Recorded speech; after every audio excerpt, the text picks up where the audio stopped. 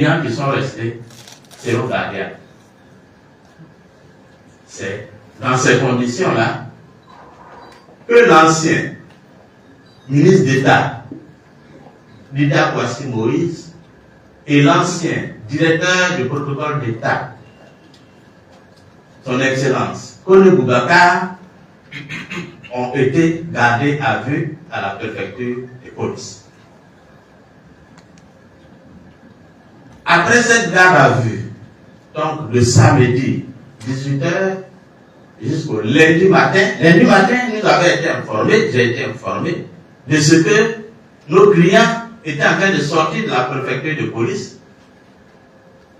et qu'on ne connaissait pas leur destination parce que je n'ai pas été informé suivant le circuit officiel.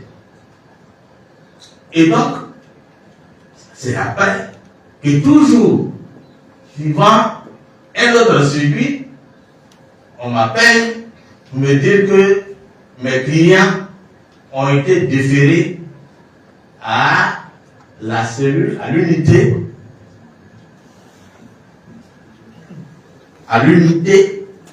spéciale, c'est ça? Unité spéciale antiterroriste. Unité spéciale antiterroriste. Cette cellule est située, cette unité est située à la 7e branche aux 2 plans. Je me suis rendu dans la précipitation. J'étais seul finalement ce jour-là, mais on n'a pas été informé avant, donc on ne pouvait pas tous être là. Et donc, je suis allé à l'unité spéciale. Et lorsque je suis arrivé, j'ai été surpris d'apprendre sur place que ceux qui avaient été arrêtés une semaine auparavant et pour lesquels nous avions également été constitués étaient présents et qu'on était en train de leur signifier leur inculpation. Alors, la parenthèse que je vais ouvrir, c'est que lorsque ces premières personnes ont été interpellées, nous avons été constitués et notre constitution a été portée à la connaissance du procureur de la République suivant un courrier qui a été déposé à son secrétariat. Nous lui avons demandé de nous donner le lieu où la garde à vue de ces personnes était exécutée. Malheureusement, jusqu'à ce qu'on se rende à l'unité pour le déferlement qui a été fait pour le ministre Lydia Kwasi et Excellence Kone Boubacar, jusqu'à cette date, le procureur ne nous avait jamais dit où ils étaient gardés à vue. Et donc, pendant les auditions de M. Lydia Kwasi et de son Excellence Kone Boubacar, on nous rapportait leurs propos. Les propos de ceux à qui, ou du moins de ceux qu'on n'a pas pu assister pendant l'enquête préliminaire parce qu'on ne savait pas où ils étaient gardés. À ces occasions, je demandais chaque fois au directeur adjoint de la surveillance de la direction, la surveillance du territoire, de nous indiquer où ils étaient, puisqu'ils nous rapportent chaque fois leur déclaration. Ils disaient qu'ils prenaient ça dans la presse. Et c'est seulement le jour où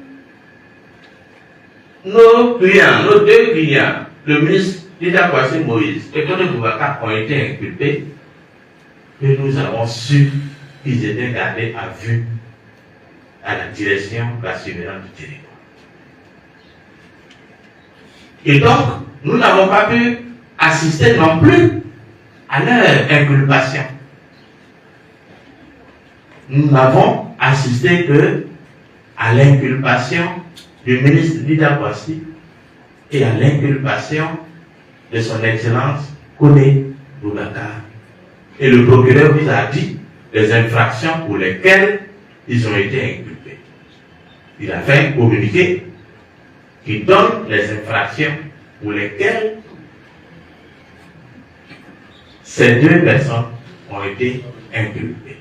Et donc, depuis le lundi, c'est cela, pour ne pas me tromper, le ministre d'État Kwasi Moïse et l'ambassadeur Kone Boubacar sont placés sous mandat de dépôt et sont donc en détention à la maison d'arrêt et de correction d'Abidjan qui est devenue PPA.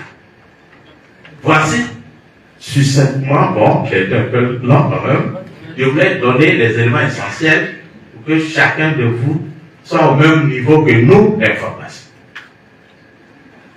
Voici les faits présents.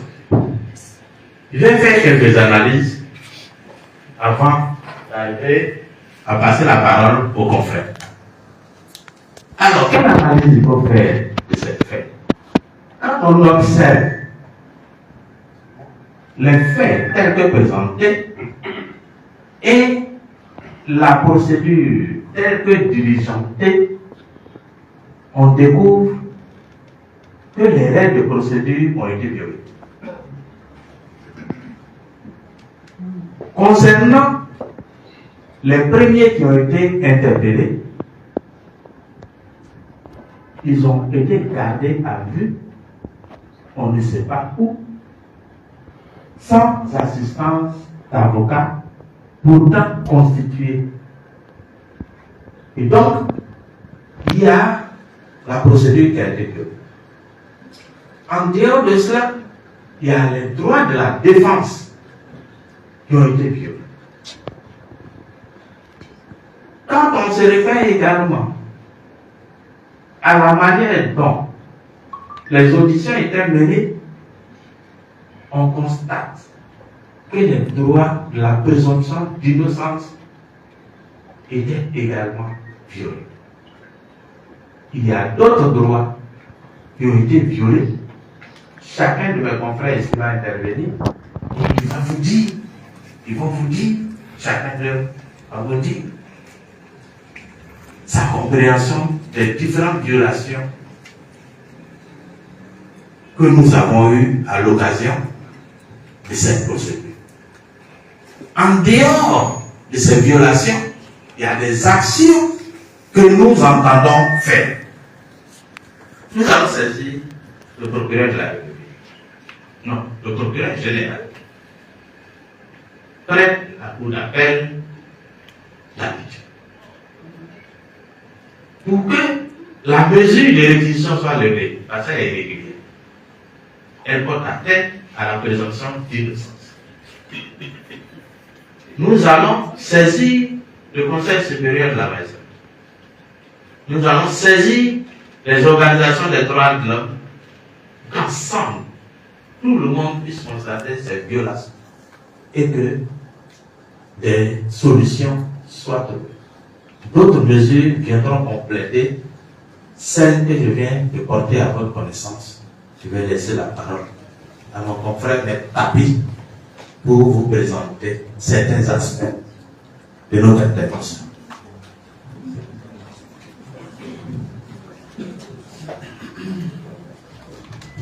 Ok, notre aîné Zawi peut faire continuer et après Tapi va intervenir. Ok, merci de cet honneur. Merci. Les micros sont beaucoup. Changer, c'est bien. Ils vont changer. Ça, c'est comme ça.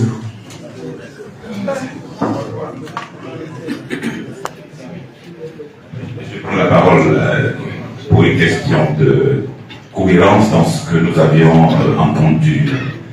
Alors, il a insisté sur la violation des droits relativement au ministre Nida et à l'ambassadeur Kone Boubacar.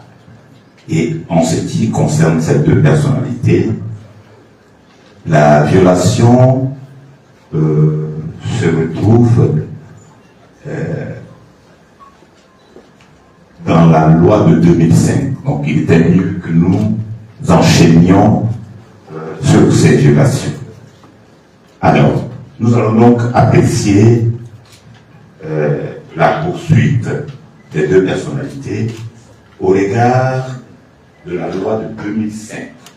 C'est la loi numéro 201 du 16 juillet 2005 portant statut des anciens présidents de la République, des anciens présidents des institutions et des anciens membres du gouvernement. Alors, que disent les articles 42, 43 de cette loi et que dit l'article 684 nouveau du Code de procédure pénale sur cette question? Article 42. L'ancien membre de gouvernement ne bénéficie d'aucune immunité de juridiction pour les infractions par lui commises postérieurement à l'exercice de ses fonctions. Toutefois, la poursuite ou l'arrestation de l'ancien membre du gouvernement est soumise à une procédure spéciale. Alors, nous avons entendu là deux alinéas. Le premier alinéa procède par élimination. Il ne bénéficie pas de l'immunité de conduite. De façon claire, l'alinéa payé. Et l'alinéa 2 dit de façon claire qu'il bénéficie de procédures spéciales. Et la notion de procédure spéciale se trouve au fondement l'exposé des motifs de cette loi de 2005, qui dit en substance que, eu égard en ce qui concerne le président de la République, les chefs des institutions et les anciens membres du gouvernement, eu égard à l'importance du rôle qu'ils ont joué, des fonctions qu'ils ont occupées, on ne peut pas leur envoyer, dans le cadre de leur arrestation, un officier de police judiciaire, un commissaire ou un gendarme. Il faut plutôt une procédure spéciale avec une autorité qui se met à leur niveau. Et donc nous sortons là du droit commun pour nous installer sur l'exception. C'est ce que dit l'article 42. L'article 43 dit: la procédure applicable en matière de poursuite ou d'arrestation d'un ancien membre du gouvernement est celle prévue au titre 9 du Code de procédure pénale pour les crimes et délits commis par les magistrats et certains fonctionnaires.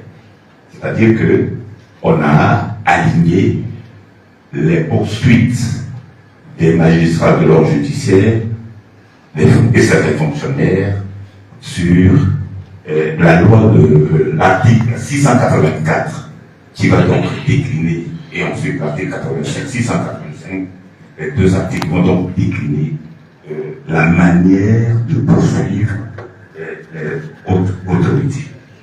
Lorsque les poursuites sont envisagées contre un magistrat, le procureur général de la cour d'appel, saisi de l'affaire, procède aux vérifications nécessaires et présente requête au Conseil supérieur de la magistrature au fin d'être autorisé à engager des poursuites. C'est dire quoi? C'est dire que lorsque un ancien membre du gouvernement est susceptible d'être poursuivi, on ne court pas vers le premier commissariat, mais il y a une procédure spéciale